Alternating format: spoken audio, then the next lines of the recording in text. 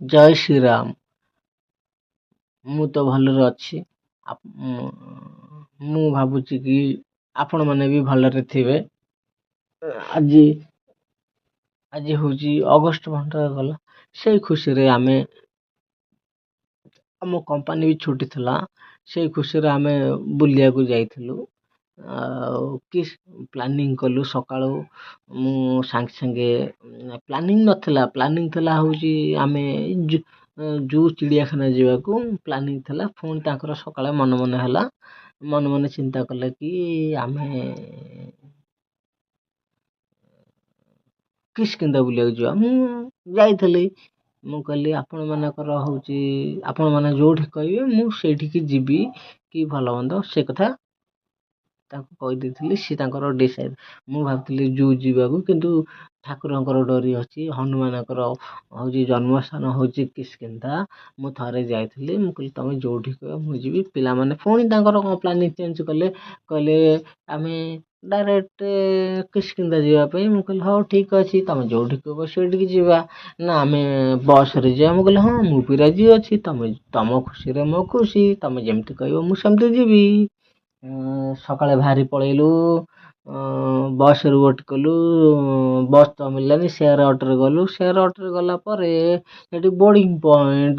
ସେଠୁ ବୋର୍ଡ଼ିଂ ପଏଣ୍ଟରେ ସେ ବୋଟ୍ରେ ଗଲୁ। ବୋଟ୍ ପଏଣ୍ଟରେ ଗଲୁ। ସେଠି ବି ଆନନ୍ଦ ଲାଗିଲା। ସେଠି ବି ଗଲୁ। ପୁଣି ଅଟୋରେ ଗଲୁ। ପୁଣି ଠାକୁରଙ୍କ ପାଖକୁ ଗଲା ବେଳକୁ ହନୁମାନ ଆମର ଯେଉଁଠି ଅଛନ୍ତି ମାନେ ତାଙ୍କ ମାଆଙ୍କ ନାଁ ହେଉଛି ଅଞ୍ଜଲି ଆଞ୍ଜିଲେନ୍ଦ୍ର। ସେ ପର୍ବତ ନାଁ। ସେ ପର୍ବତ ଉପରେ ପୂଜା ପାଉଛନ୍ତି। ତଥାପି ସେଠିକି ଆମେ ବହୁତ କଷ୍ଟ କରିକି ଗଲୁ। କେତେ 554 ପାହାଚ ବୋଧେ ଷ୍ଟେପ୍ ବାଇ ଷ୍ଟେପ୍ ସେଠି ଗଲୁ। ଠାକୁରଙ୍କୁ ଆରାମରେ ଦର୍ଶନ କଲୁ। ନଡ଼ିଆ ବାଡ଼େଇଲୁ, ଭୋଗ କଲୁ। ତାପରେ ସେଠି ବି ତାଙ୍କର ଫଟୋ ଉଠେଇଲେ କି ଭଲ ମନ୍ଦ ବିୟୁଟି ପ୍ଲେସ୍।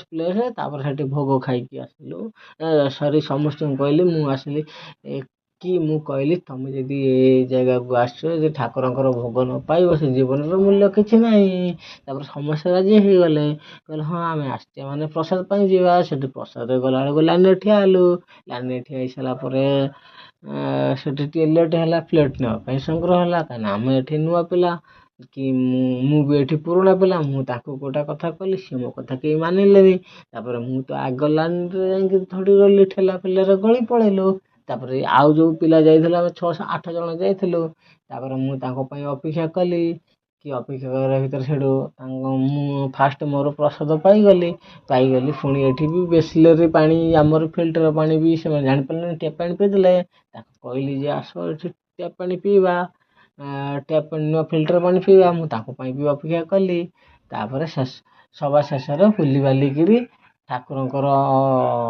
ଠାକୁରଙ୍କର ନୁହଁ ବାଳି ଶୁକ୍ରବାର। ଏଇଟା ହେଉଛି ଆମେ ଯେଉଁଠି ରହିଛୁ ହେଉଛି